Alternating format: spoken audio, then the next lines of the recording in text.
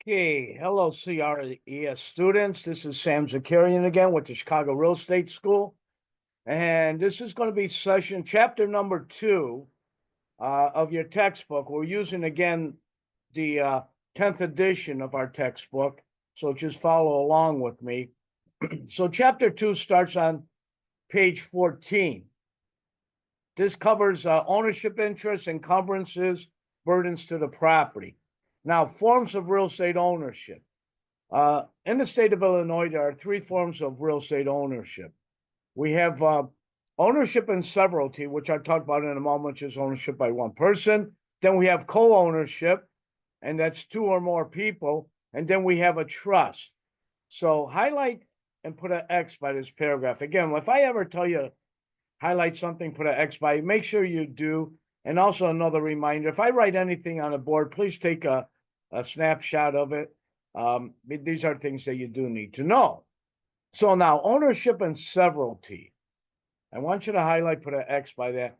Now, ownership and severalty is ownership by only one person alone owns that property. Now, it does sound like there's ownership by many people, but where that word comes from, ownership and severalty, that you sever yourself or you cut yourself off from everyone else. Now, let's talk about co-ownership. That's 2 or more people, co-ownership. So towards the bottom of page 14, where it says tenant in common, I'd like you to highlight, put an X by that paragraph right there. And let's go to page 15. And I'd like you to highlight these bullets on the top third of that page. Now, there are 3 things I want you to know about tenants in common. I'm going to write these down for you. I'm getting my chalkboard back up. Let's get my chalkboard.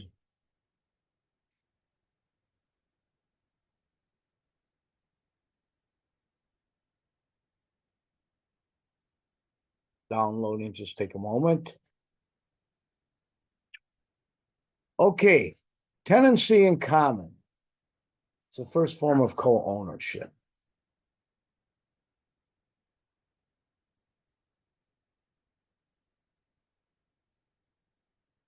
Tenancy in common.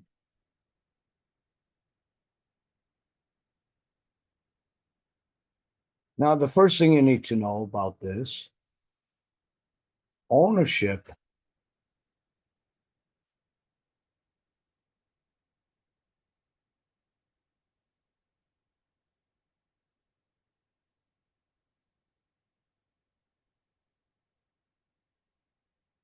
can be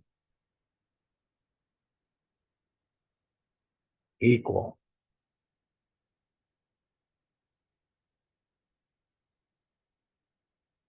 or it could be unequal. Sorry, I'm getting used to this chalkboard. I'm looking at one screen and writing with the other hand, so just bear with me.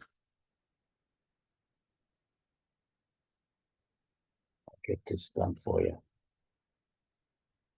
So the first thing you need to know about tenancy in common, ownership can be equal or unequal.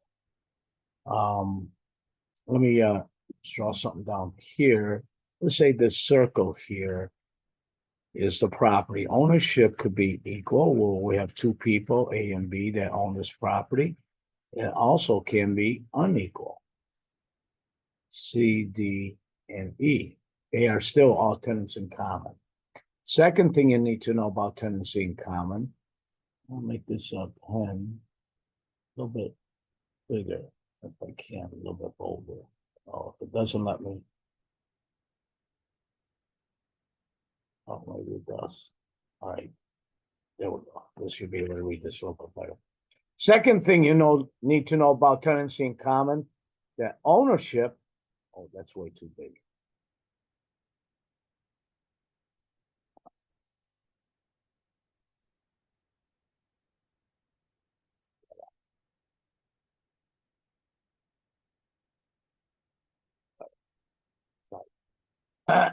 Ownership can be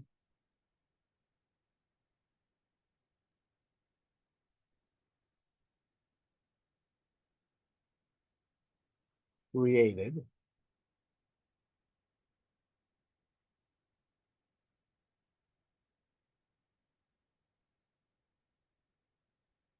at the same time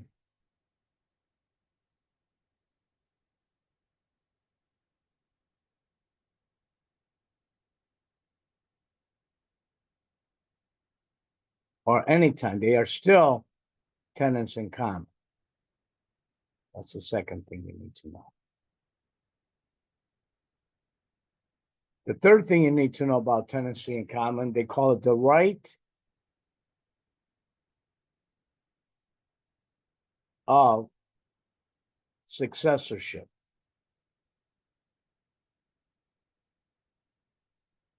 Right of successorship means that they could will their property to whomever they want. So let me just make this clear again. Let's say this circle that I'm drawing right now is ownership and tenancy in common. First of all, they could be equal or unequal. A and B each own 50%. As I said, they could be unequal too. C and D. Doesn't matter, they're still tenants in common. Or they could also, let me take this out right here, be formed at the same time or any time.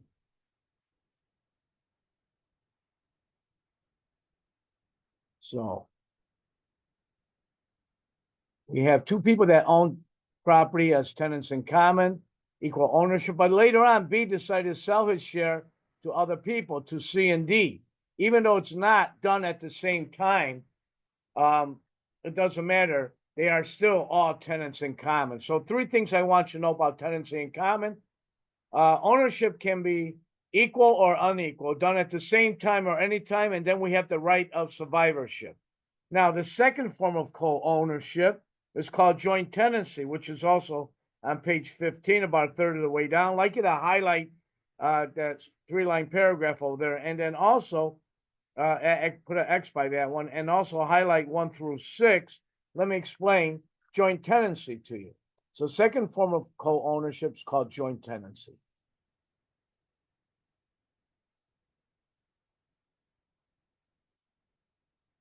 Now, there are three things you need to know about joint tenancy. Number one, ownership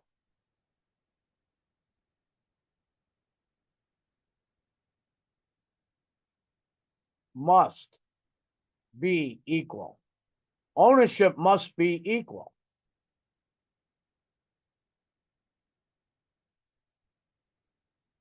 I'll give you an example in a moment. Number two, must be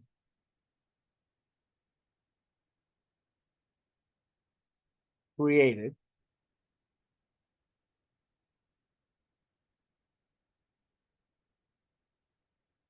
at the same time.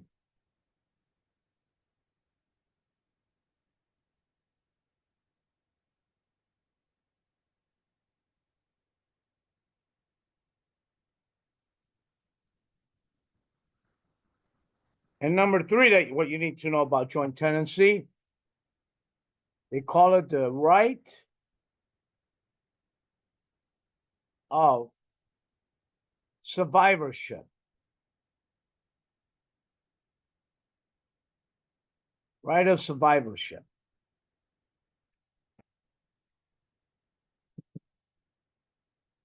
Oops, I want to raise this board, I couldn't do it. So here, let me give you an example. This circle here is the property. Ownership must be equal. If we have two people that own this property, they each own 50%. If we have four people that own this property, then they each own 25%. We have 100 people that own this property.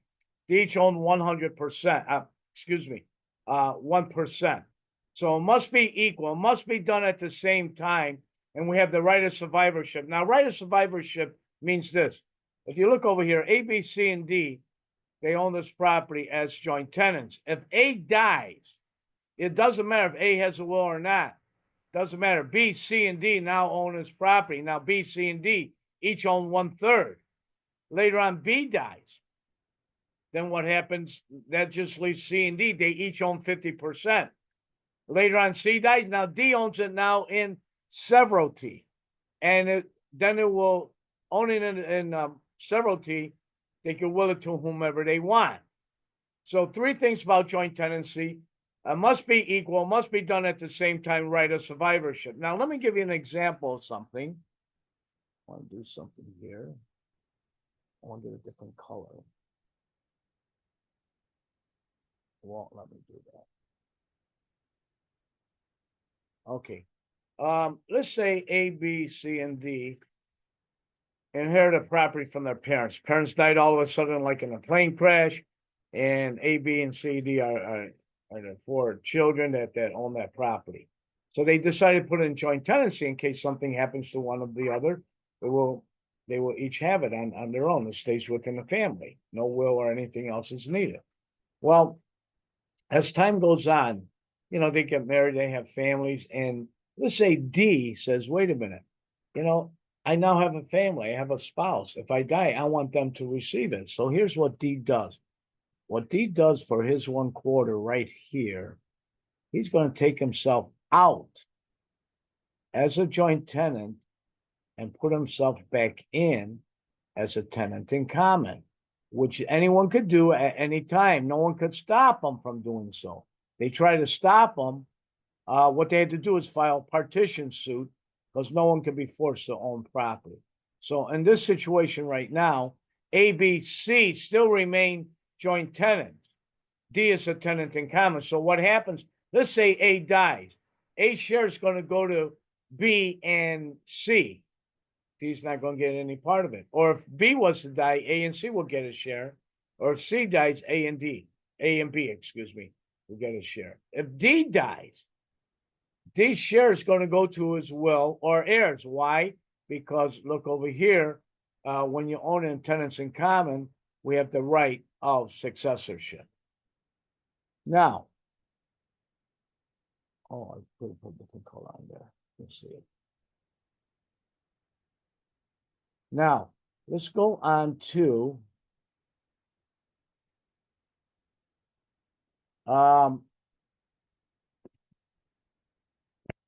let's go on to tenancy by the entirety, page 16. It's about a third of the way down. Highlight, put X by those first couple of lines, and you can highlight 1 through 10. Let's talk about tenancy by the entirety. Third form of co-ownership. Tenancy by the entirety.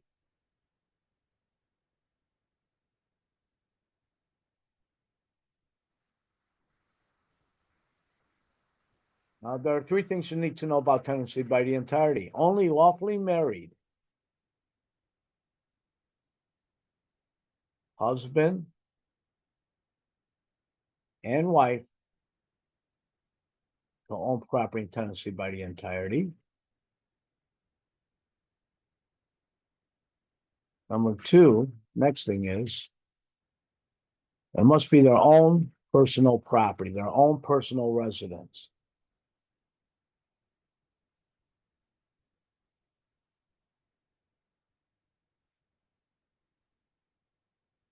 See, and tenancy in common or joint tenancy could be their own home, it could be investment property. But tenancy by the entirety must be their own personal residence. And the third thing you need to know, they do not own a 50-50. Each spouse owns 100% of the property. Each spouse owns 100%.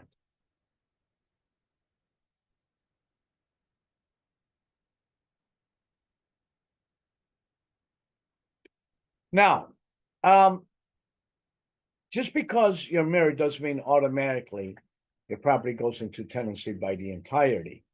On the deed, it must state, and I'm going to tell you where it's at in your textbook. Let's go to page. Right after that, number 10 under tenancy by the entirety, there's a 2-line paragraph. Highlight, put an X by that. In order for your property to go into tenancy by the entirety, on the deed, it must read that they are husband and wife and they own their property, not as joint tenants or tenants in common, but as tenants by the entirety. It's going to be the longest answer you will see. So 3 things I want you to know about tenancy by the entirety. Only lawfully married husband and wife can own property and tenancy by the entirety. It must be their own personal residence, can't be investment property, and each spouse owns 100%. They do not own a 50-50. Let's go on to page 17. About halfway down where it says community property. Let's take out this board. Now, two things you need to know about community property. Number one, whatever a husband owned before he got married only belongs to the husband. Whatever the wife owned before she got married only belongs to the wife. Whatever the husband and wife accumulated during their marriage, they own that equally. I want to repeat that. That's important. So, community property, what community property is? Two things you need to know. Number one, whatever a husband owned before he got married only belongs to the husband. Whatever the wife owned before she got married only belongs to the wife. Whatever the husband and wife accumulated during their marriage, they own that equally. That's number one. The second thing you need to know about community property is it does not exist in the state of Illinois. You need to know what it is. You need to know we don't have it. For an example, a question on the state exam will be something like, what form of co-ownership does not exist in the state of Illinois? I'll give you multiple choice. Is it joint tenancy, tenancy in common, tenancy by the entirety, or community property? And the answer is community property. Please remember that. Now, let's talk about a trust. So at the bottom of this page, you got highlight, put an X by number, that first, or the last bullet, I should say. And also, the top bullet on top of page number 18. So let me talk a little bit about a trust. I'll show you this. I want to go back to my board. So, in a trust, oops, let's see, I lost my boldness. Okay. In a trust, there are three parties in a trust. You have a trustor, you have a trustee,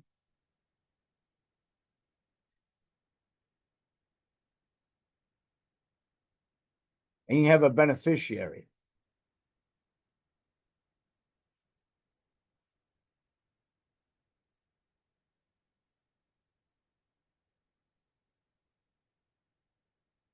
Now, in a trust, either real property or personal property can be held in a trust.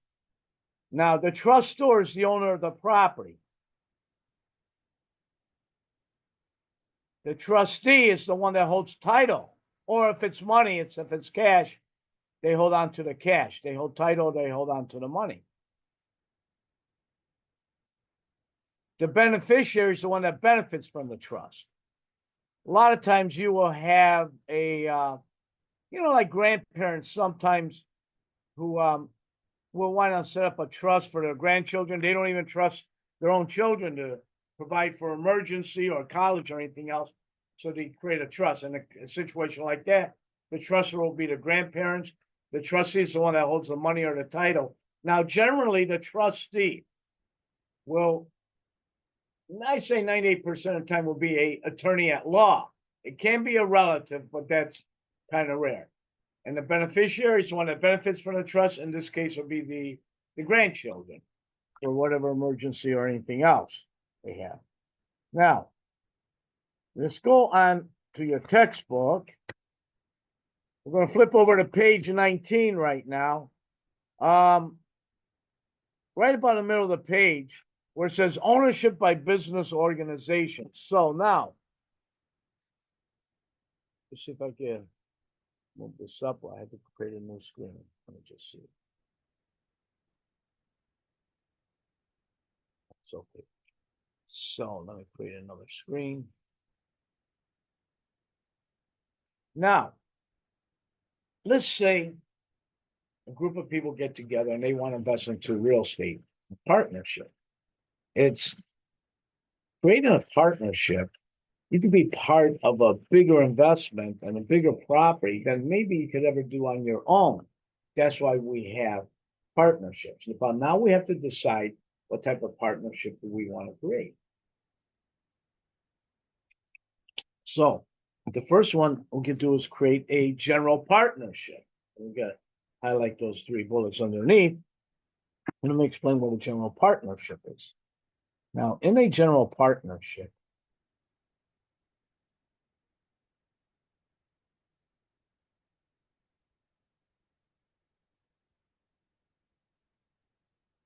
we'll write down because, again, whatever I write down, you should do it as well. You understand it a little bit better.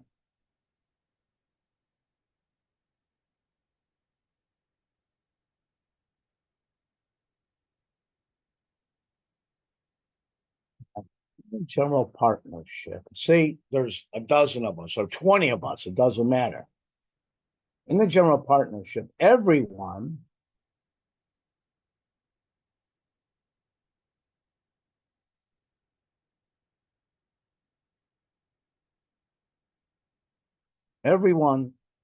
is a general.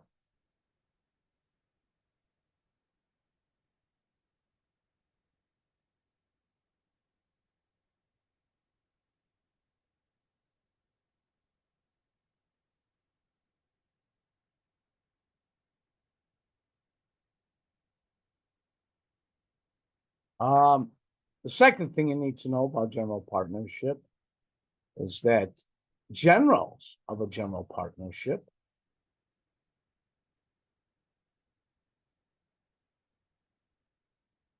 have total liability.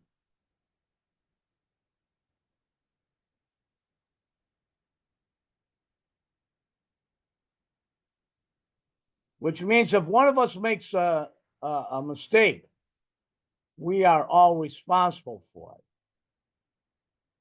Generals of a general partnership, the third thing you need to know,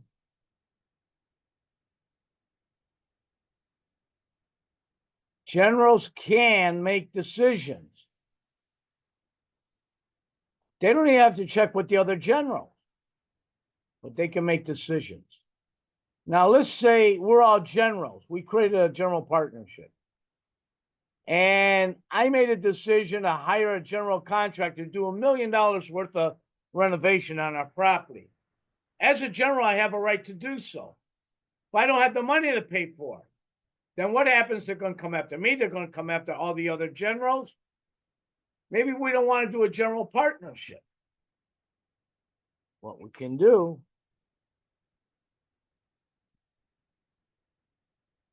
create a,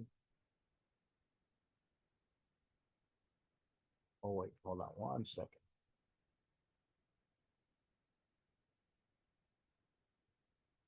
Let me list this off. We're going to form a limited partnership.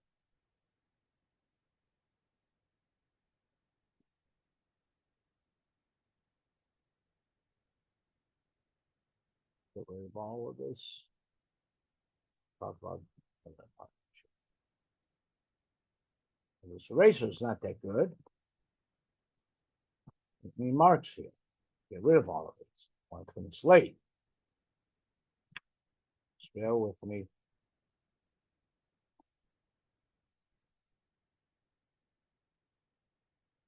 Yeah. Okay. 10.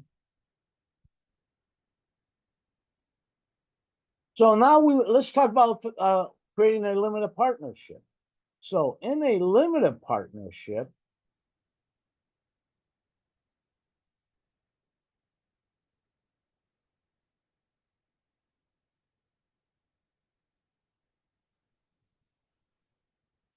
instead of writing this way.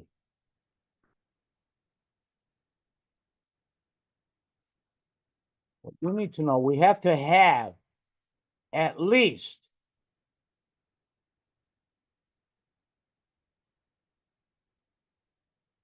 one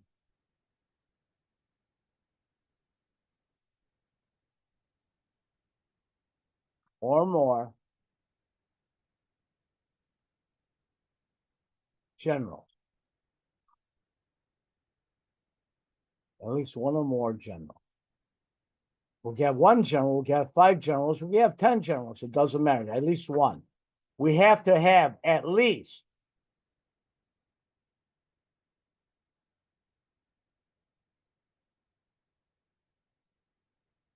one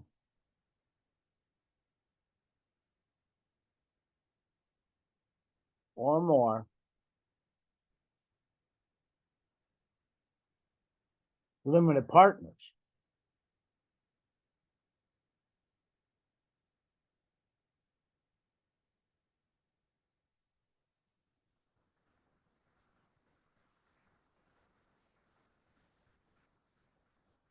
Also in a limited partnership, generals only.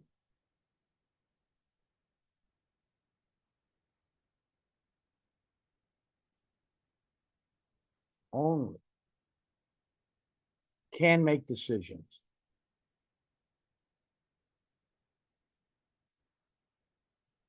about the property.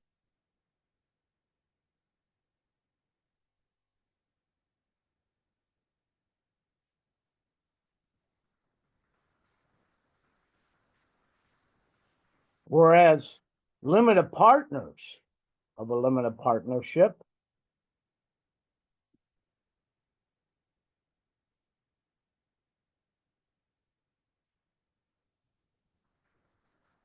I misspelled it. Cannot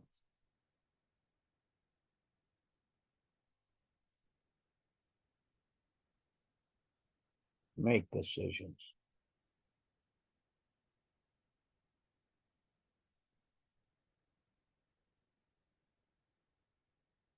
Now, also about limited partnership, generals of a limited partnership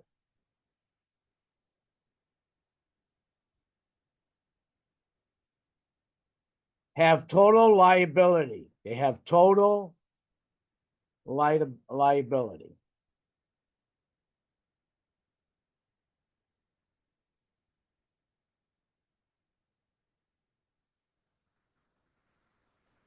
Oops, liability.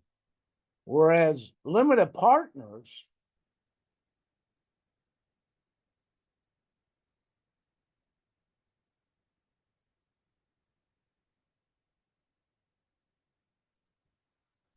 liability is limited.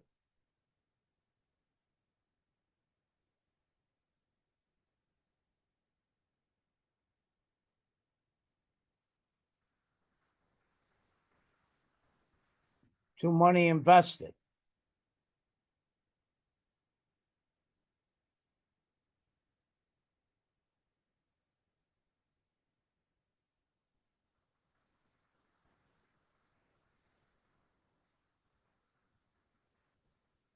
So let's say we did form a limited partnership. Got to have at least one general. Let's say I'm the general.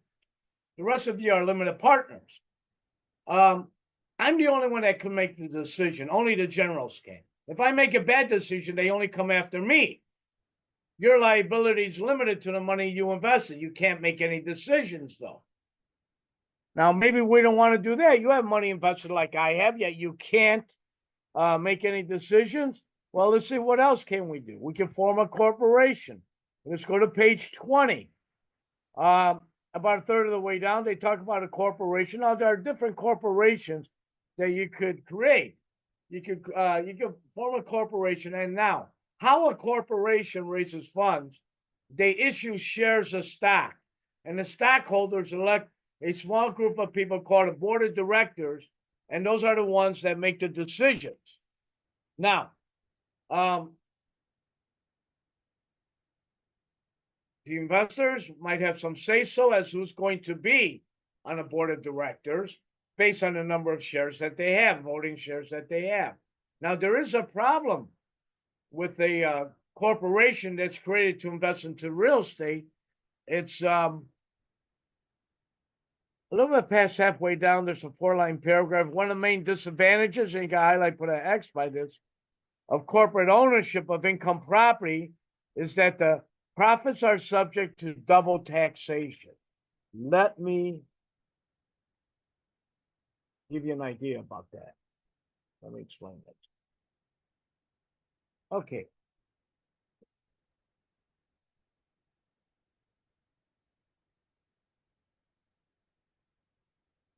So let's say we formed a corporation to invest into real estate.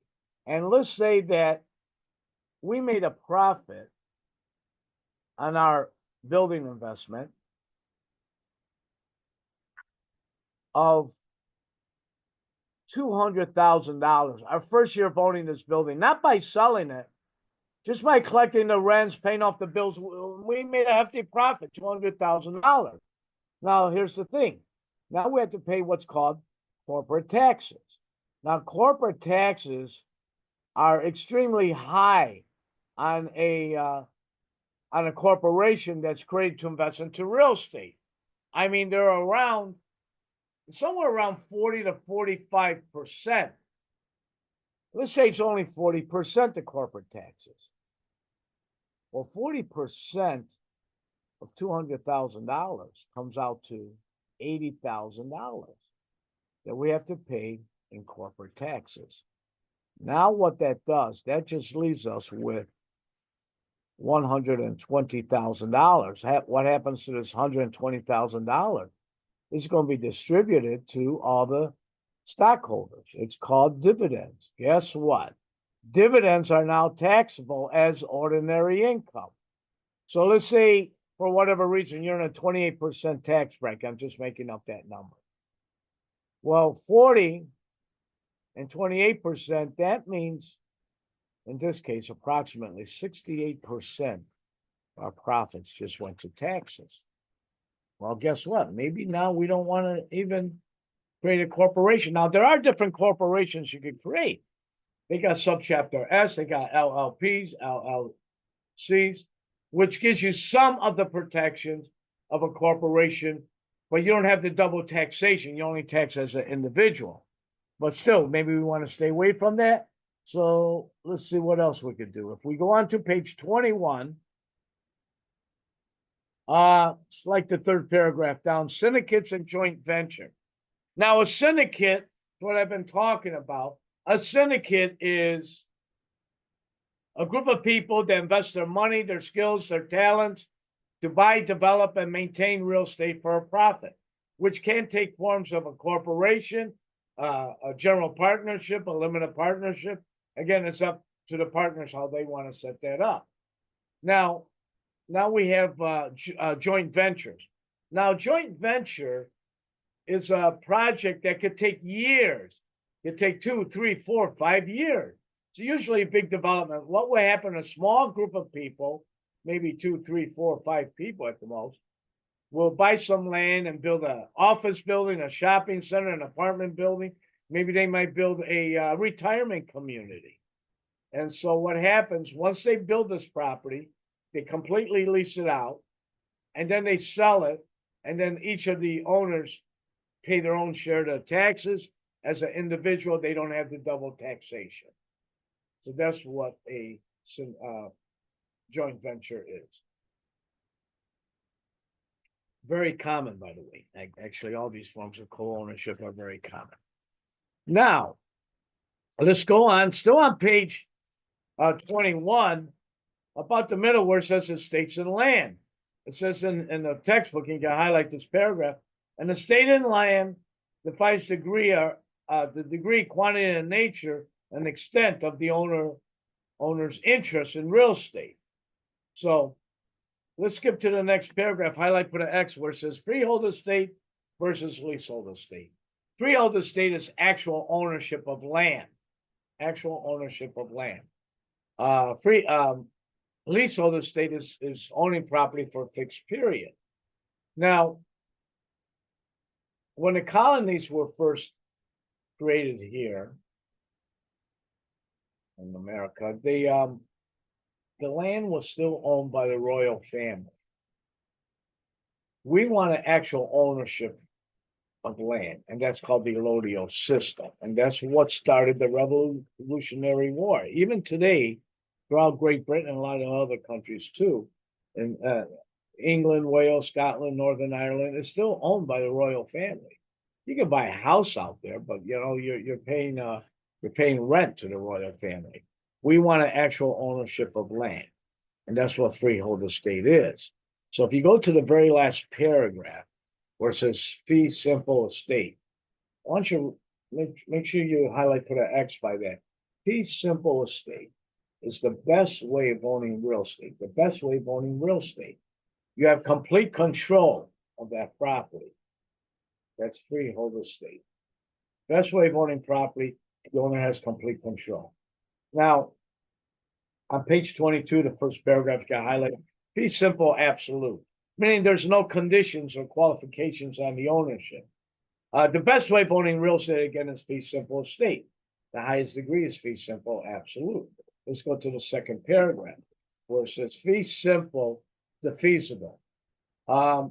Fee simple defeasible. I want you to write down these words. On the condition of. On the condition of.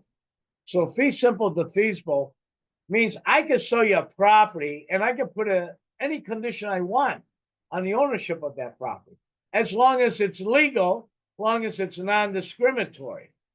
I can sell you my home and says that I'll sell you my home on the condition of you never bring any alcohol on the premises.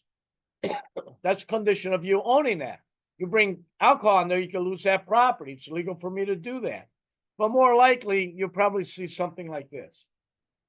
I'm a developer, and I'm building a new subdivision. Now you can buy the house that I'm building from me, or I will sell you the land, and you can build your own house on there. But when I sell you the land, I'm going to put a condition on it that you do not build a home less than 4,000 square feet. See, I'm building homes that are 4,000 and 5,000 square foot of living space. I don't want you coming in there and building a home that's only 800 square feet and it's going to affect the value of my property, my other properties I have in that subdivision. That's a condition of you owning that property. Now, let's say you cannot afford to build a home that's 4,000 to 5,000 square feet. You decide to sell that land to someone else. Whoever buys that land from you, that condition runs with the land. It does not change with ownership. So whoever buys it from you, they have to adhere to that same condition. Now, a couple of paragraphs down, fee simple determinable. Fee simple determinable. I want you to write down a couple of words here. I want you to write down the word as long as, or so long as. Either one is correct. Now, in fee simple determinable, I could sell you a property and I could put what's called a qualification on it that it's used for a certain purpose. Now, let me give you an example. Fee simple determinable. I own 5 acres of land adjacent to a university. I donated the land to the university so long as they use it for academic purposes. Now, the reason I created those words in there, I don't want to donate this 5 acres of land to the university, and they have no plans on expanding the university, so they're going to sell that land maybe to a developer who might build a bunch of homes. Well, guess what? I could have done the same thing. I want to use for a particular purpose. At 5 acres of land, I donated to the Cook County Forest Reserve, so long as they maintain it as a nature or forest reserve. Now, let's talk about life estate. Actually, what I like you to do is highlight, put an X by the last 2 paragraphs on page 22. I want you to highlight and put an X. Excuse me, let me flip the page on 23. Actually, highlight, put an X by every single paragraph on here. Now, a life estate is, I could sell you a piece of land, or I could give you a piece of land, and how long you're going to own that property, that building, the land, or whatever, it's going to be based on someone's life. I mean, it could be my life, it could be your life, it could be someone else's life. When that person dies, you do not own that property anymore. That's what a life estate is. Now, let me give you an example regarding a life estate. So,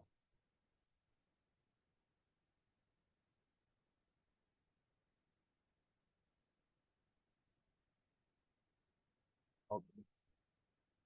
Um, let me give you an example of a life estate. Now, here, I think it'd be easier if I draw this out for you. Now, let's say and I'm not a great drawer, okay? I own this apartment building. This is my building right here. And this is me. I'm the owner of this building. What I did is I took this building and I gave it here to my ex-wife. I gave this building to my ex-wife based on her life. As long as she's alive, she owns this property. The reason I did this, we have 2 children, and the money that she makes off this property will be more than enough for the children to be provided. Now, during the time that she owns this property, she cannot let it get run down. Now, she's like a fee simple owner. She collects the rent, she pays the bill, she gets the tax write-off as if she was a fee simple owner.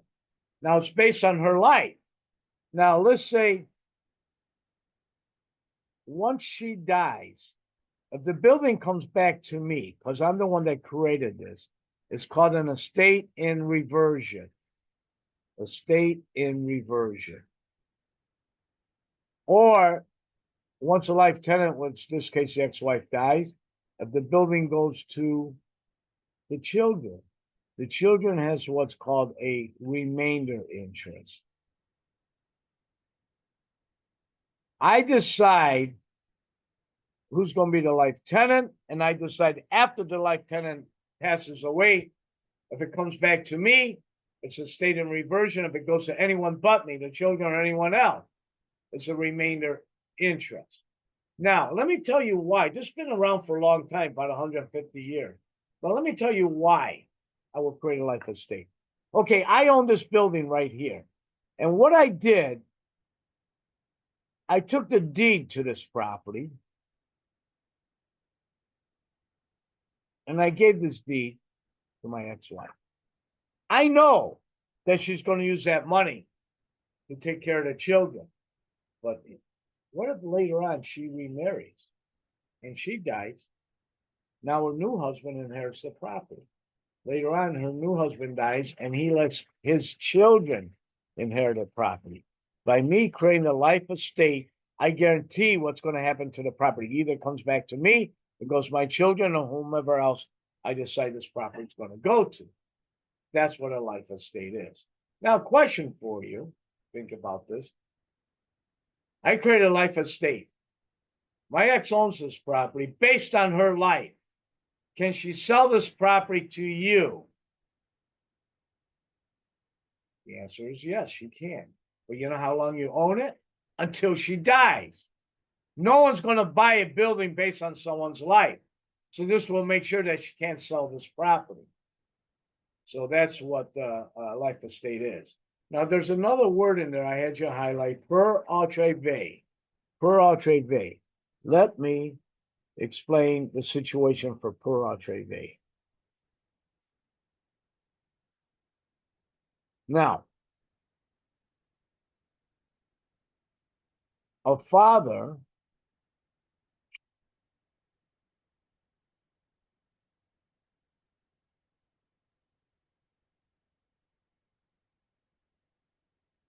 this is a father.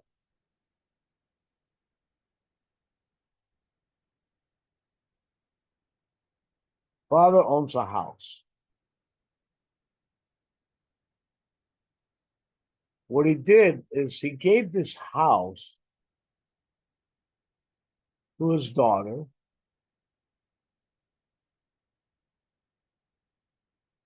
but reserved the right for the father to live in this house during the father's lifetime.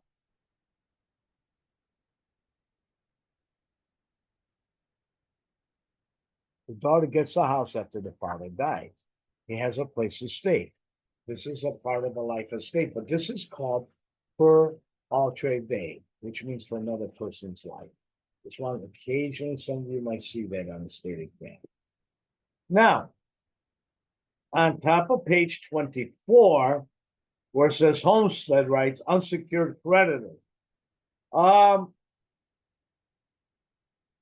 It says here, you can highlight that paragraph, put an X by it. A homestead is a legal life estate and real estate occupied as a family home. In effect, the home is protected against unsecured creditors.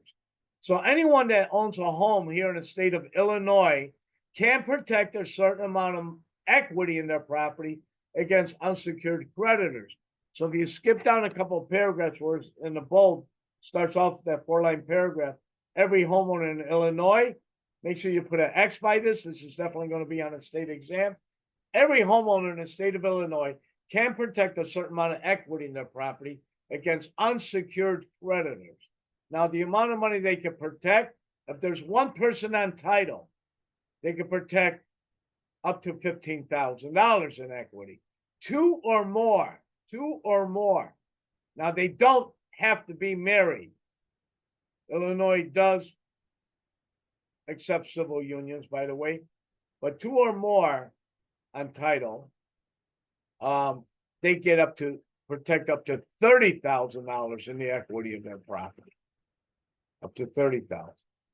So it's not per address.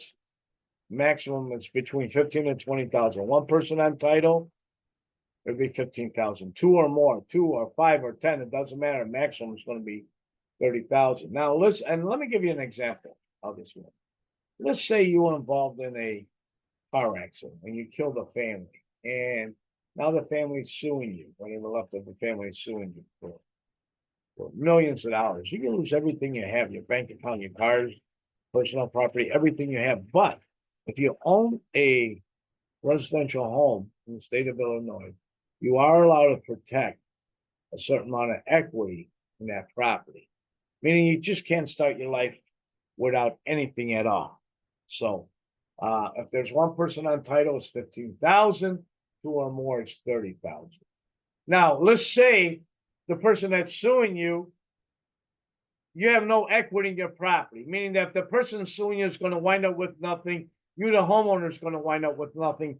Guess what's going to happen? They're not going to let you, the judge is not going to let you sell the property. What is the point of you selling your home? And you're not going to wind up with anything. The person that's suing you is not going to wind up with anything. Forget about it. The judge is going to say, forget about it. It's not going to happen. Now, just don't forget those numbers. They're definitely going to be on the state exam. Now, let's go on to page 25. Now, let's talk about governmental powers. You can highlight that first paragraph there. All property in the United States is always subject to governmental power. There are 4 governmental powers.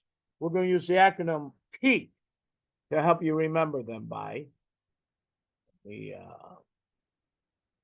get a new board up here. So 4 governmental powers. So I said we're going to use the acronym. So the first governmental power is police power.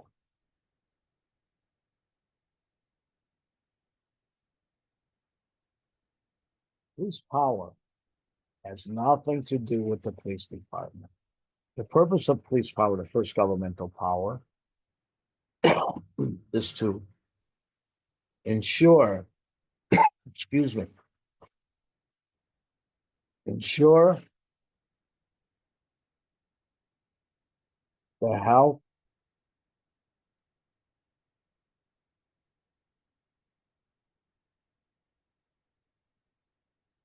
safety,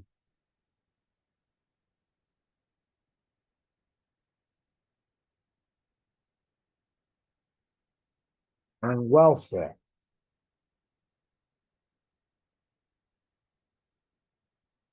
health, safety, and welfare of the public.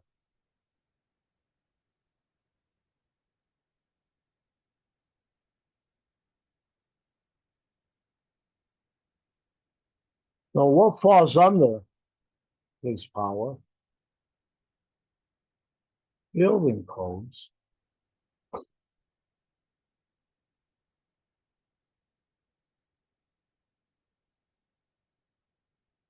zoning laws,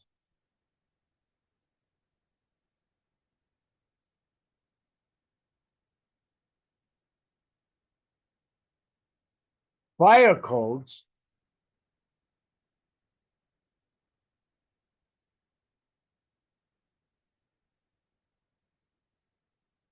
sanitary laws,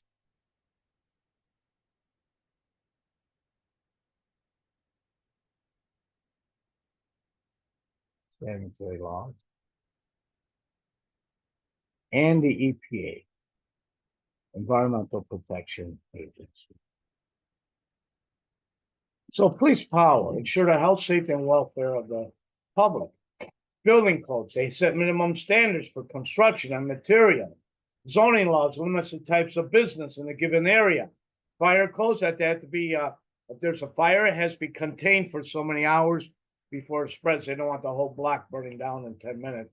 Sanitary laws, you put in a new plumbing system, new toilet or something like that. It has to be connected to public sewer lines. And the EPA is the Environmental Protection Agency, and they're there to protect our air, land, and water quality. That is the first governmental power. The next governmental power, put an X by eminent domain.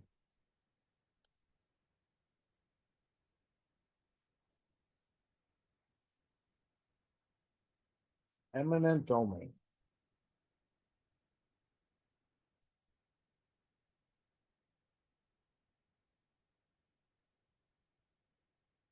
Eminent domain is the right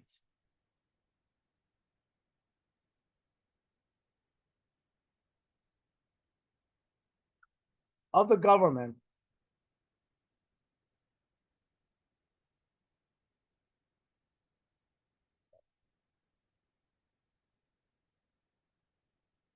get away from this something. It's the right of the government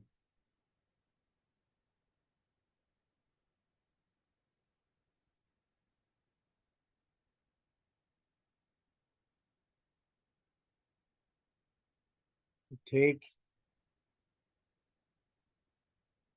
private property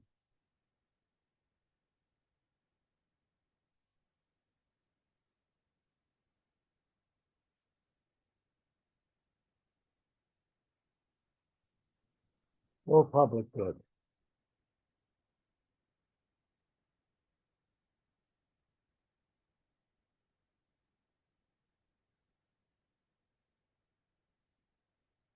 Actually, what the law says is that you hurt the few, hurt the few.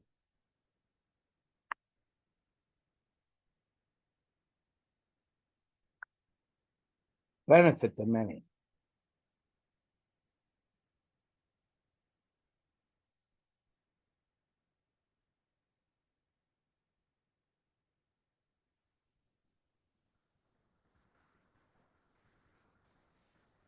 Now, by the way, any sovereign could do this. State, federal, city, county. You live in Chicago. Chicago public school system could tear down your home to build a new school. They could tear down your home to build a new park or playground if they want. Tear down your home to build a new highway, courthouse, city hall, police department, fire department. Now, they do have to pay you what they call fair market value. Now, fair market value might not be to your liking. How they come up with fair market value is actually how much money they have in to purchase acquisition. You know, here's the situation, and this happened to many people when they expanded O'Hare. Let's say you lived in I want to say Franklin, Bensonville, it happened. Let's say you owned a home, and the value of your home, you had an appraised, and the value was 300,000 before they expanded the airport. And you have a mortgage on the property, and you happen to owe 250,000. City of Chicago says, we're going to expand the airport and we're going to pay you fair market value for your home. And if they feel that the fair market value is only 150,000, which just did happen to some people, guess what? You don't own a home anymore, and you still owe your bank, in this case, $100,000. This happened to people out there. Is there anything you do about it? No. No. Now, one thing I do want you to understand, the right of the government to take your property is called eminent domain, the right of the government. The next line under eminent domain, or not that one line by itself, but the next paragraph, where it says condemnation is the process. Highlight, put an X by those 4 words. Condemnation is the process. The right of the government is called eminent domain. Condemnation is the process. Please remember that. Now I just figured out how to erase this. Now, the next governmental power is called taxation. One of the burdens of owning property is we have to pay taxes. We pay taxes to run our schools, to run our police, our fire department, our government. We pay taxes to run our streets and sanitation, our park department as well. That's what taxes go for. Now, not everyone pays taxes. There are people that are exempt from paying taxes. Charitable organizations, governments do not pay taxes. Universities do not pay taxes. Cemeteries do not pay taxes. I think I said charitable organizations, foundations do not pay taxes. Everybody else, yes, guess what? They do pay taxes. Now, the next governmental power is called escheat. So make sure you remember these 4. Escheat. And a funny word, but I guarantee you're going to see this word. Escheat.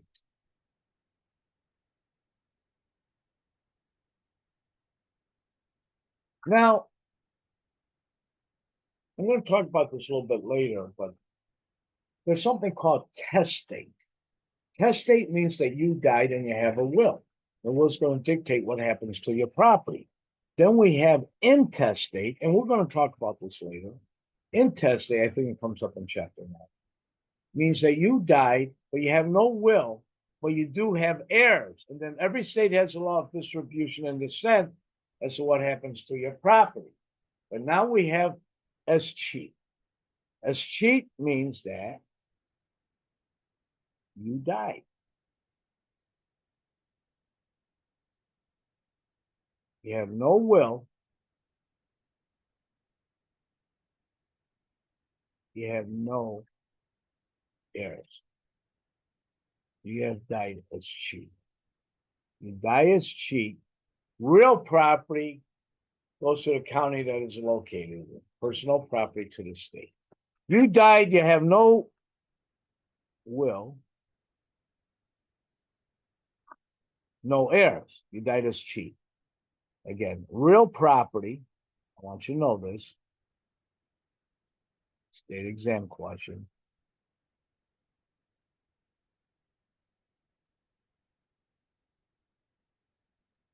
Goes to the county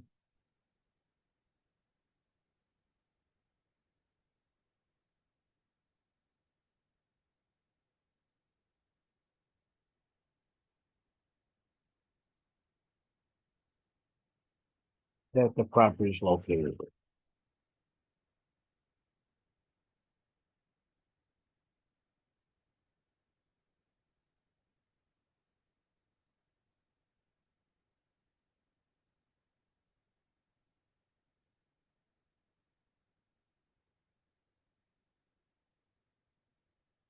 So, now, those are the 4 governmental power. P. Police power, eminent domain, taxation as chief. Now, let's go on to page 26. We're going to talk about towards the bottom of this page. Oh, by the way, taxation's in the middle page. 26, highlight, put an X by that one. Escheat is the paragraph after. Now let's go into encumbrances.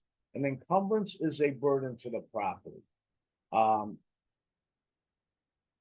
You can still sell a property that has a encumbrance to it, but when people buy property, they want to make sure it's free and clear of any liens. That's what they want to make sure of. Now, under encumbrances, you got highlight, put X by those 4 bullets. States in here, I read this out to you. An encumbrance is a claim, charge, or liability that attaches to real estate. An encumbrance does not have a possessory right, which means just because someone has an encumbrance against another homeowner doesn't mean they live in that property. The next bullet, an encumbrance may decrease the value or obstruct the use of the property. And the last bullet, the 4th bullet, an encumbrance is a right or interest held by someone other than the property owner. Now, encumbrances are divided into 2 different categories, liens and fiscal restrictions. So let's go on to page 27. First paragraph where it says liens. I want you to highlight, put an X by that. Now, if you see the word lien anywhere, anytime on any exam, what we're talking about is money. Money borrowed or money owed. It could be a mortgage lien. It could be a tax lien. It could be an IRS lien. Involves money. The next paragraph, highlight, put an X by that one, where it says deed restriction. These are private restrictions imposed by the owner. Again, any owner can put any restrictions they want as long as it's legal, as long as it's non-discriminatory.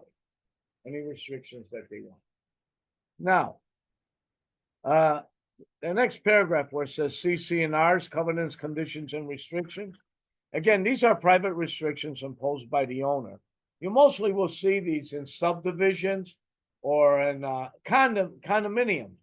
Condominiums, the owner of the developer of the condominium will create what we call the condo decks or condo declarations. And now the homeowners could change those rules, the bylaws if they want, as long as they get a majority to change them. That's what the CC&Rs are for. The purpose of the CC&Rs are to help maintain the value of the property. Now, the next paragraph where it says easement. Highlight, put an X by that one. An easement is the right to use the land of another for a particular purpose, to either walk or drive across someone else's property. The next paragraph where it says a pertinent easement.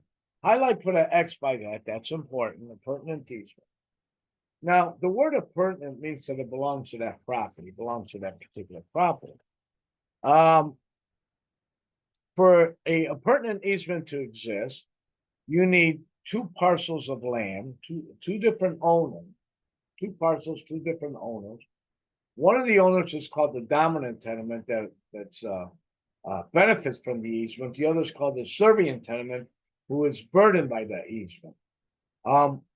Here, let me give you an example of that.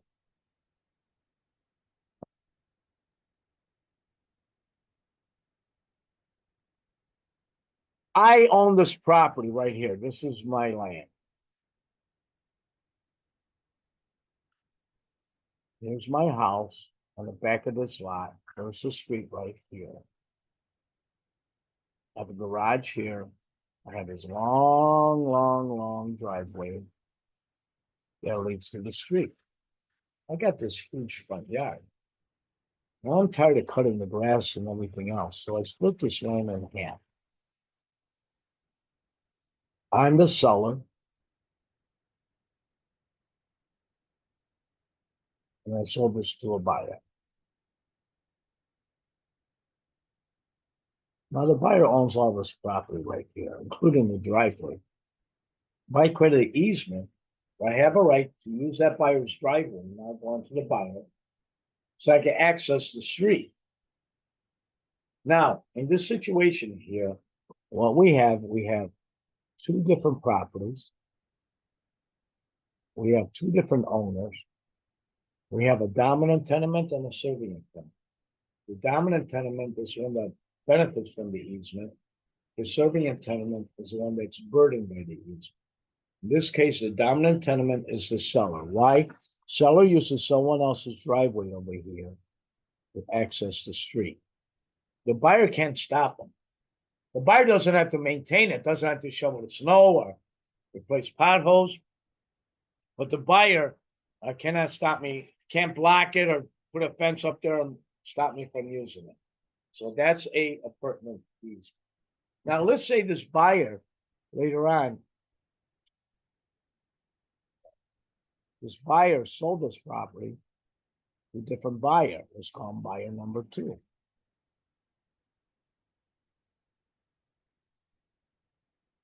Easement runs with the land, does not change with ownership. So the seller still has a right to drive their car across that property.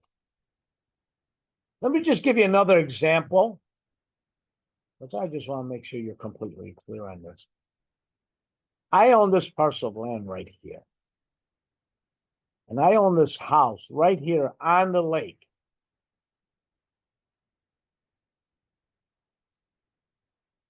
Now, again, I got this huge backyard over here. And I'm tired of cutting the grass. I'm paying the taxes. I decided to sell this lot here. I'm the seller. Sold this lot to a buyer.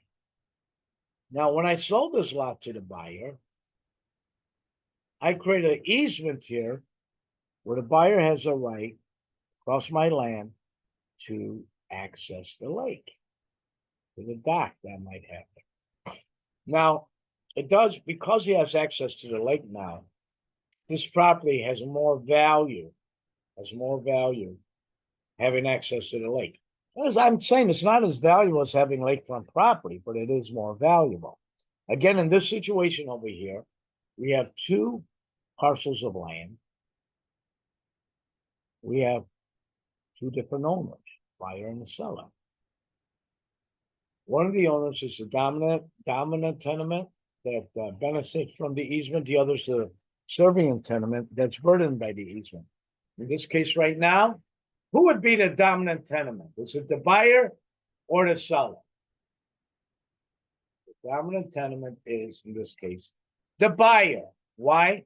The buyer uses someone else's property to access the lake. Now, let's say this buyer really liked my house and gave me a really good price for it. Now, the buyer owns everything. As soon as he does, guess what? Easement doesn't exist. You cannot own an easement on your own land. For easement to exist, you need 2 different property owners. You need 2 different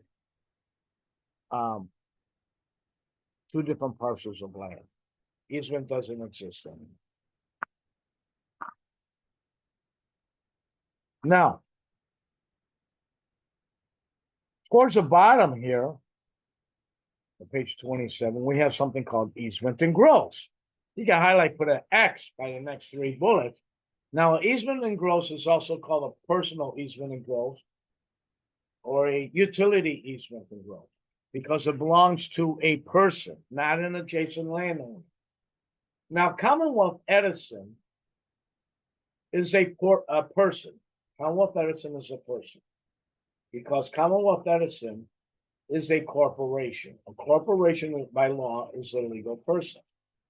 See, for example, in the city of Chicago, most of the city, we have alleyways for the phone lines and electric lines and for utility companies to run their line to give us access to the services. Now, in some parts of the city, in a lot of your suburbs, they don't have a alleyway, for example, but the last 10 feet or so of the property winds up being a utility easement and gross.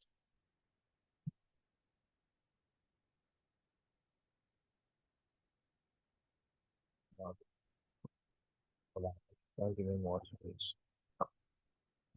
There we go. Now, for example, in a suburb, if this is your lot right here, in many cases in a suburb, some parts of the city, the last 10 feet or so is called a easement and gross.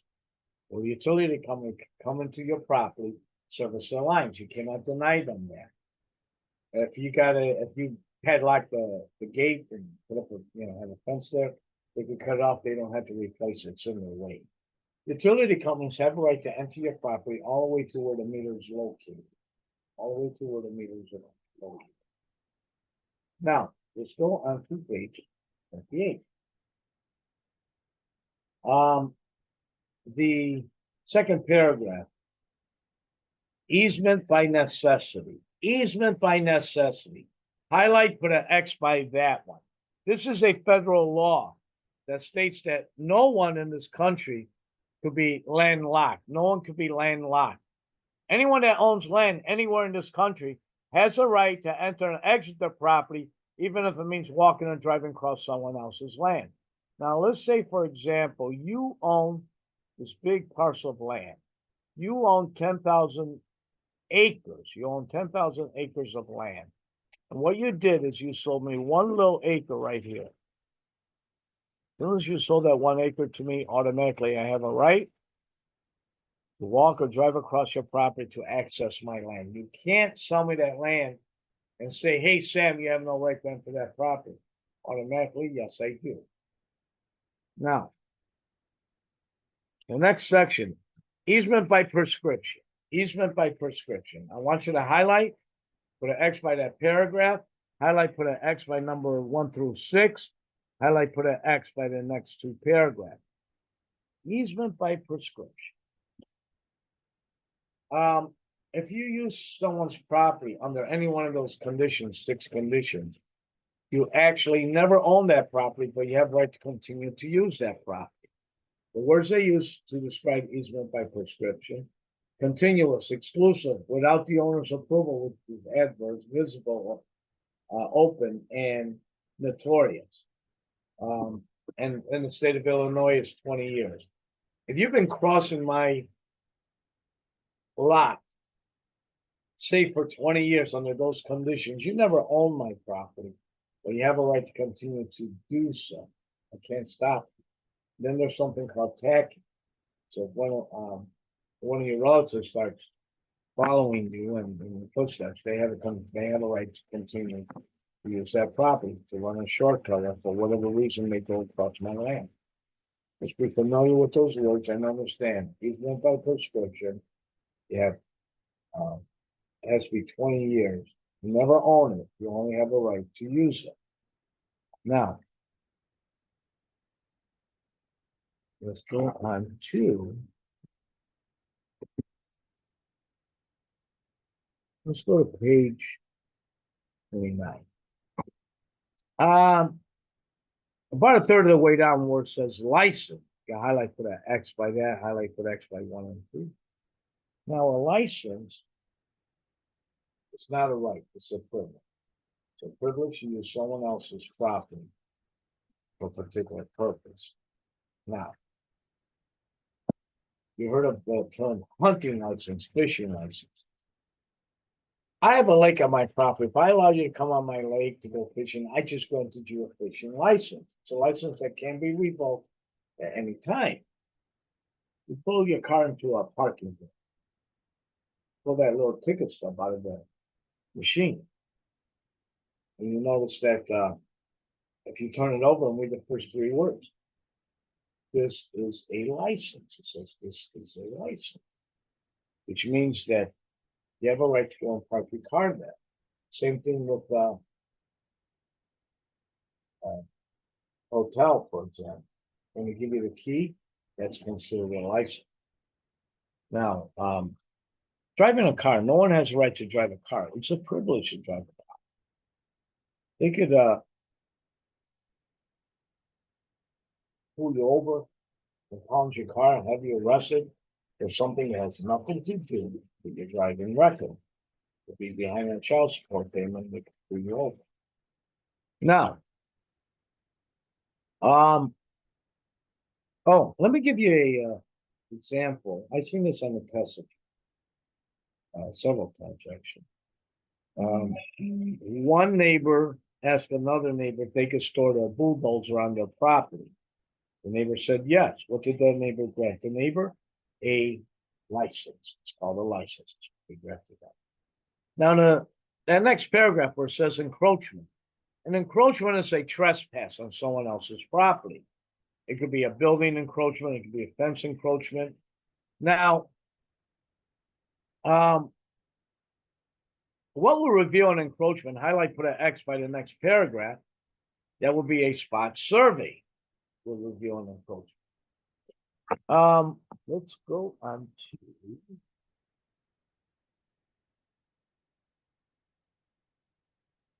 Let me give you, let me show you what a survey looks like. This is a survey. Survey shows where your property line is at.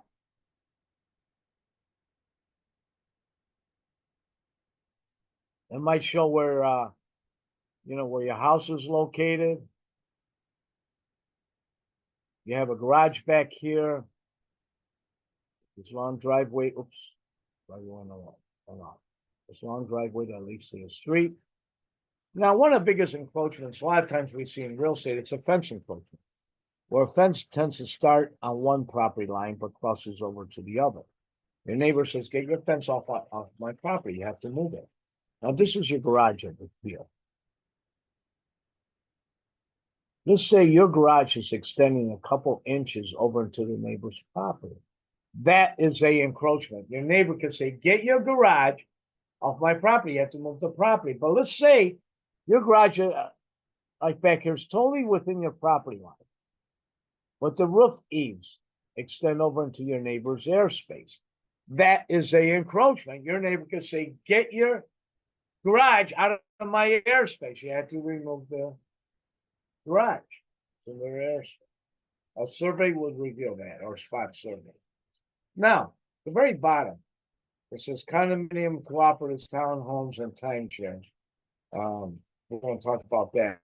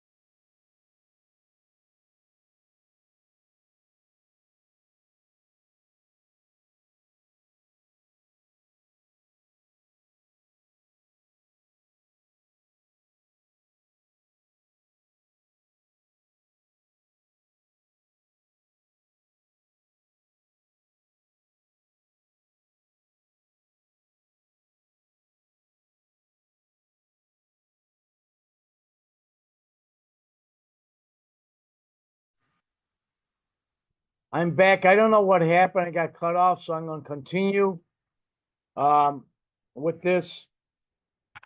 Let me get my chalkboard up there.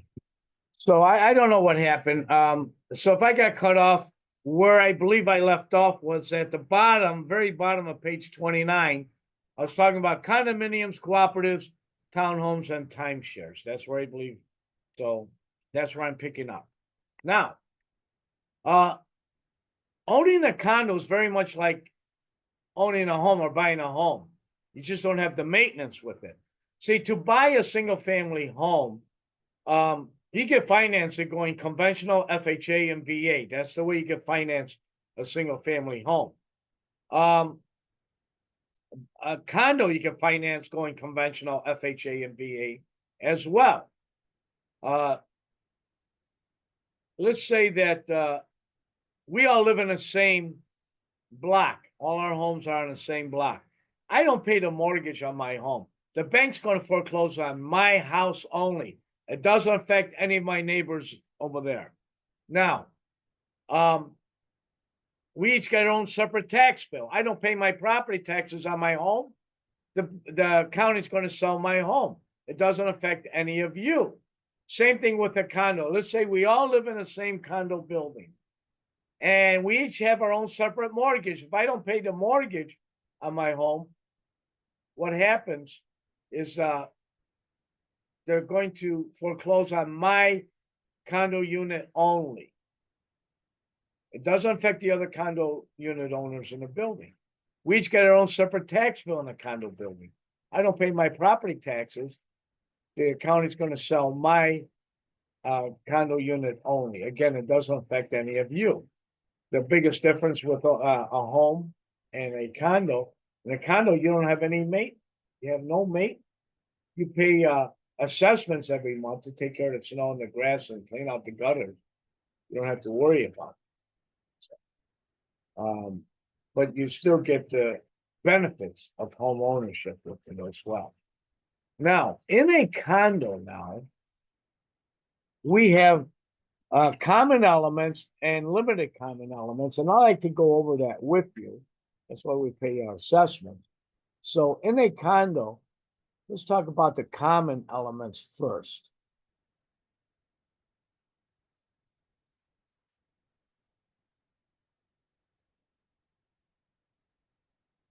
Common areas, as it called.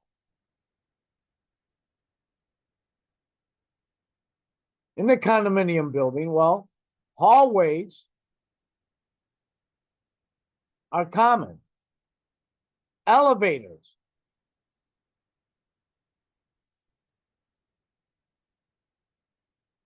are common. Storage, no, not storage room.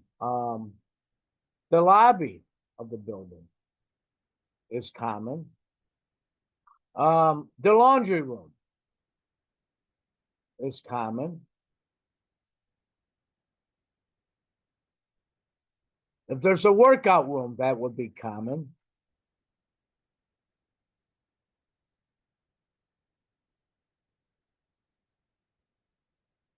General parking is common.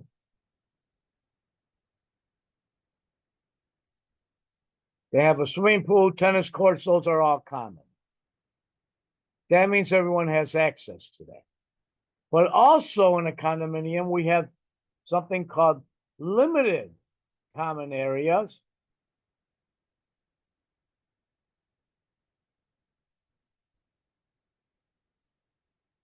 A limited common area of a condo, for example, condo building, well, will be a balcony.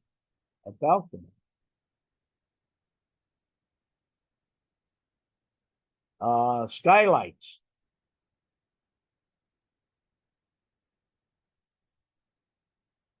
Storage room.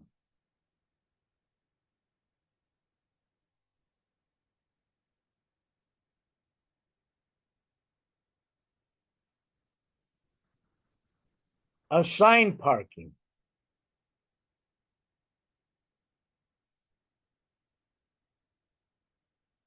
These are examples of limited common area. They're only exclusive to certain condo unit owners.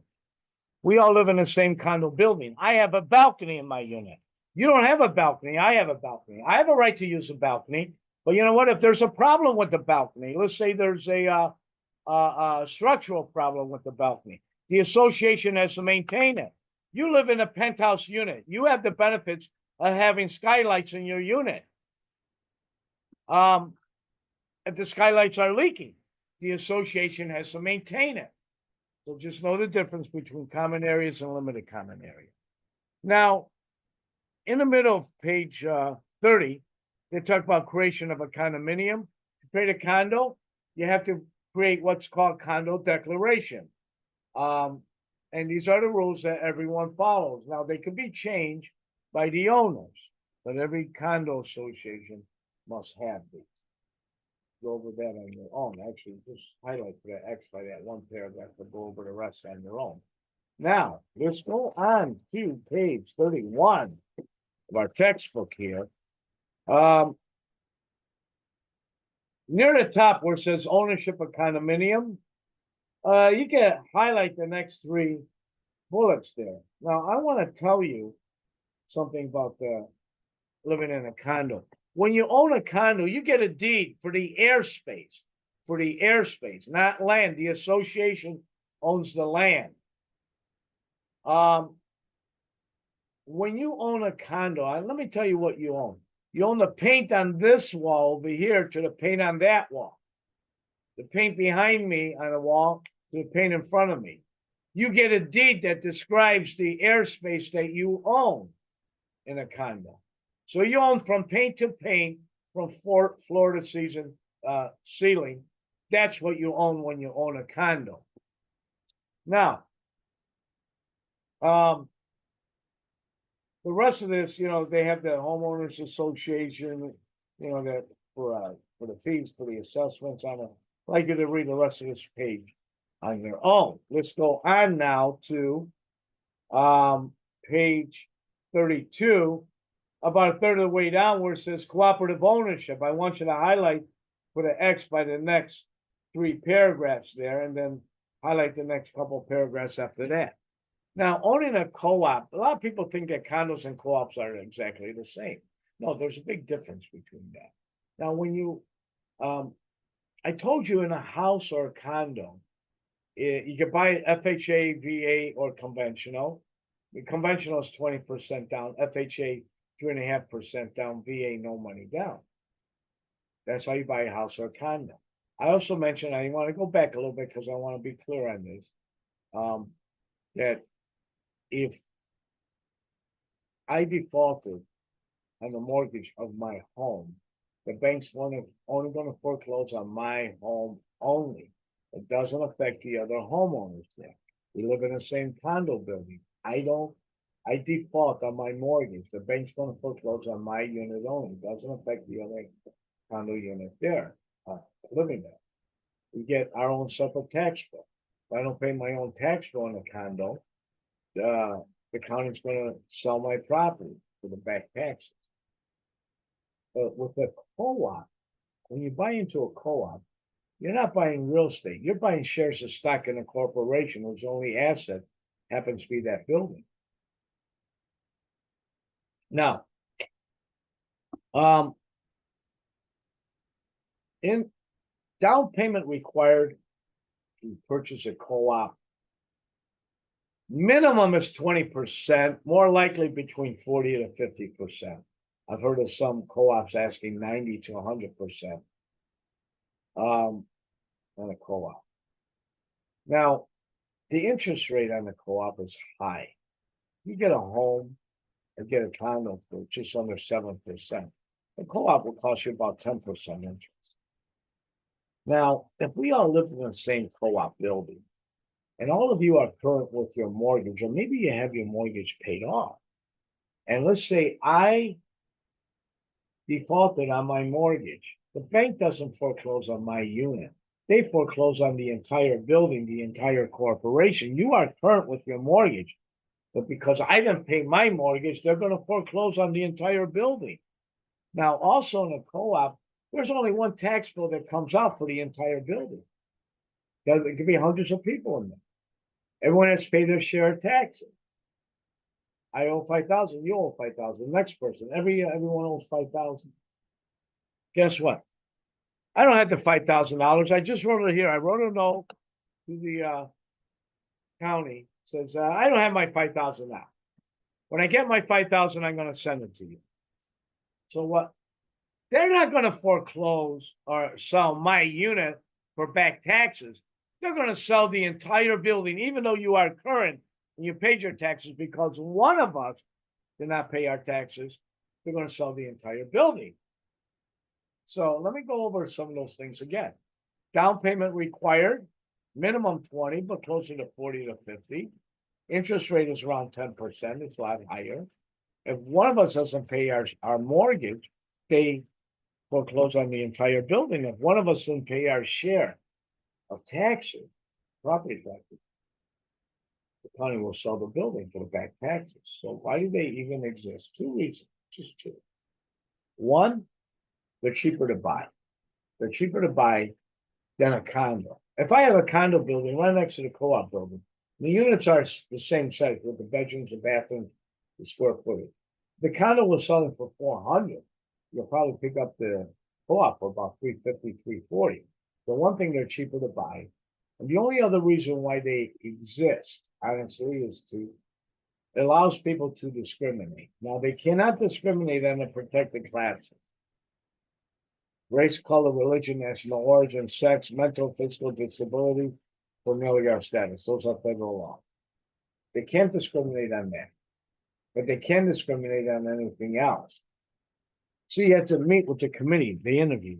They might not like the shoes you wear. They don't like your hair color. They don't like, I don't know, your pet's name or something. As long as it's not based on a protected category, they can deny you moving in, and it's happened.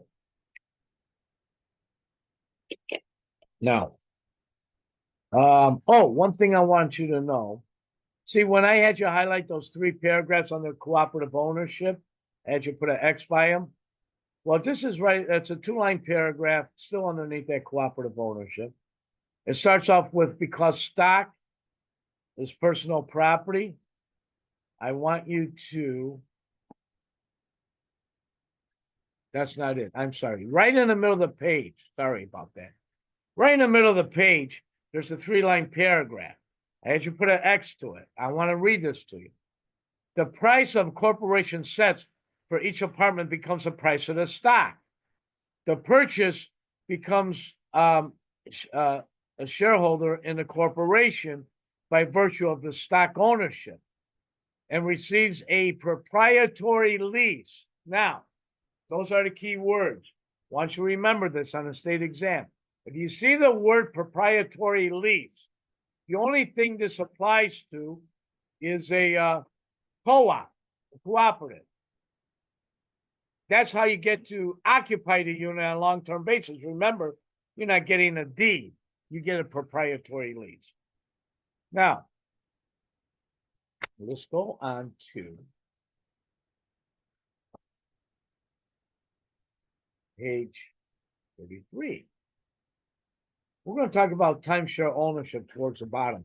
Now, timeshare ownership, this is where people buy this vacation on a reoccurring basis. They have a week, maybe in Florida, maybe in the Alps, maybe in the Caribbean. That's what a timeshare is.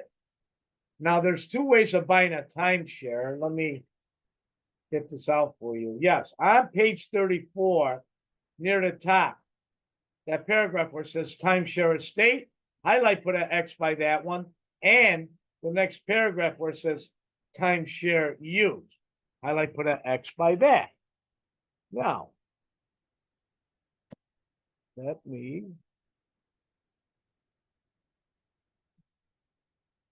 explain that to you. Let's talk about timeshare use. All right, let me start off with timeshare estate.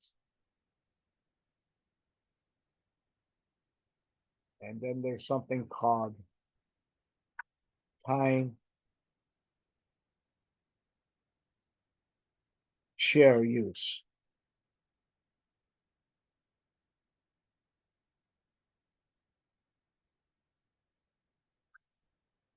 If you buy that 1-week vacation, that timeshare, you buy a timeshare estate, what you get is you get a deed for that 1 week.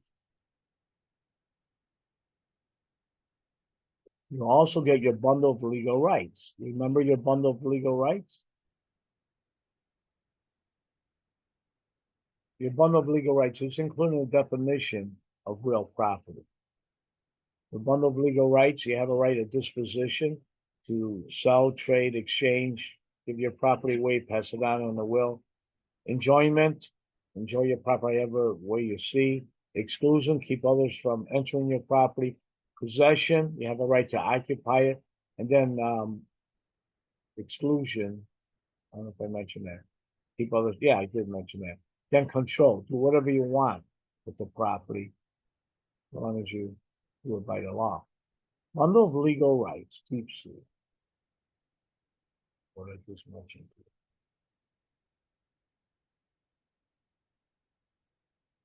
Which means if you own that 1-week timeshare, you own it for a lifetime, you own it forever on the timeshare estate. You die, you let your children inherit it. Your children are to let their children inherit it. You can lease it, you can do nothing with it. Like I said, you can give away to whomever you want. That's what a timeshare estate is. Now, timeshare use is different. You buy a timeshare, that vacation on a recurring basis. Basically, what you're doing is you're leasing it. You only have it for a certain amount of time. maybe for 10 years, 15 years. After that, it goes back to the developer, but you cannot sell it to anybody.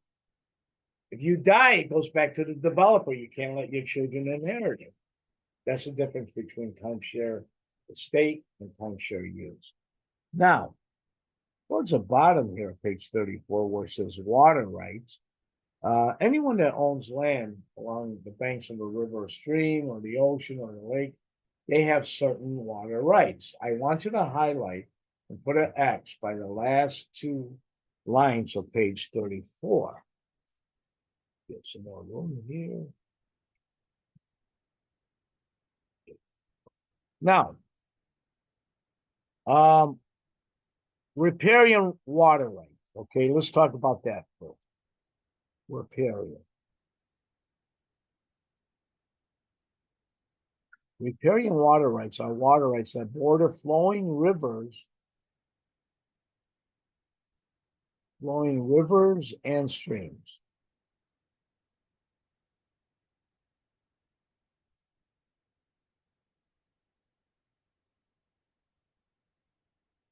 I want you to think of the yarn in rivers for the yarn riparian. So, people that own land, the other one is called littoral. I'll write it down here. In fact, it should be near the top of page 35, littoral rights. These are water rights that border large lakes, oceans, and seas. I want you to think of the L in lakes for the L in littoral. Large lakes, oceans, and seas.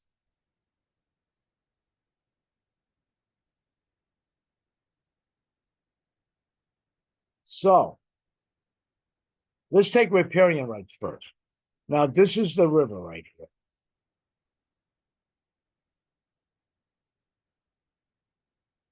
Now, people that own land along the banks of the river or stream, they have what's called riparian rights. So you own this land right here. In most states, you have unlimited use of that water. Unlimited use of that water. Water your livestock, water your crop. Some states, they have restrictions because, like in Colorado, Utah, they put restrictions. Otherwise, Arizona and New Mexico will not get any water at all. Those are your riparian rights. You have another one of your riparian rights. You have a right, let's say the river was flooding, cresting. You have a right to build a little sandbag dike over here to prevent your land from getting flooded out.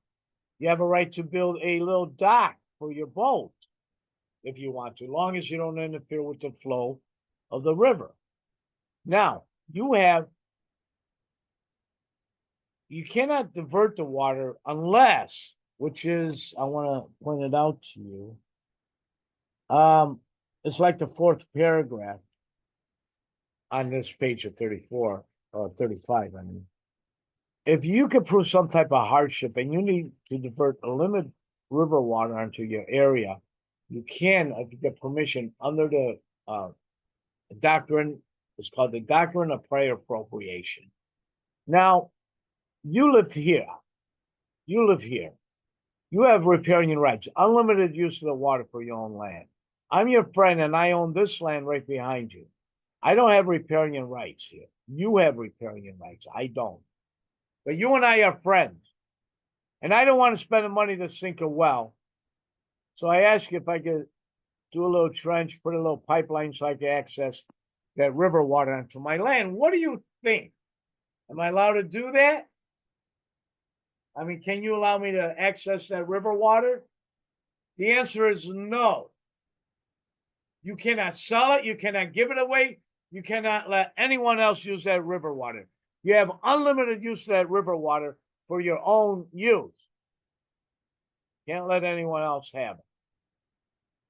Now, let's say this river becomes a dry riverbed. You don't own the water. You have unlimited use of the water. Well, you do own, well, if it becomes a dry riverbed, you own the land all the way to the middle of the stream. This owner here owns the other half. You don't own the water, you own the land to the middle of the stream. Now, let's talk about littoral. bordering large lakes, oceans, and sea. So you own this piece of land here, right on the ocean front. You have a house right on the ocean. You don't own the land underneath the ocean or sea, to the middle of the ocean or sea. You own it to what's called the high tide mark, high tide. Because along the ocean, high tide. You have high tide, and then when the water recedes, you have low tide. And you own to what's called high tide mark, which means you cannot stop people. Cannot stop people from walking on the beach in front of your property. You cannot. That's what you need to know about Latola. Or in large lakes, oceans, and seas. Now, I like you to the next section. Highlight 1, 2, 3, the last 4 paragraphs of this page, the last 4 paragraphs. Now, the first one is called accretion. Accretion. Put X's by all of these. Now, accretion is the slow, imperceptible building up of land along the banks of a river or stream. Because the movement of the river, let's say I own this land right here. This is my property. You own this land down here, downstream. Because the movement of the river or stream, what happens? Sand, silt, gravel gets washed away from my land and gets deposited downstream. I did nothing. I lost land up here. You did nothing. You gained land. The process is called accretion. Accretion. Make sure you have an X by all of it. The next one is called erosion. Erosion is the slow, uneven wearing away of land by natural forces like by wind and rain. Slow, uneven wearing away of land by natural forces like wind and rain. And then the last one is called avulsion. Avulsion is the sudden, violent tearing away of land by natural sources. It could be mudslides, it could be hurricanes, it could be earthquakes. Sudden, violent tearing away of land by natural sources. So, make sure you know that. And that was a long chapter. That's the end of chapter 2. So, make sure you do the chapter quizzes.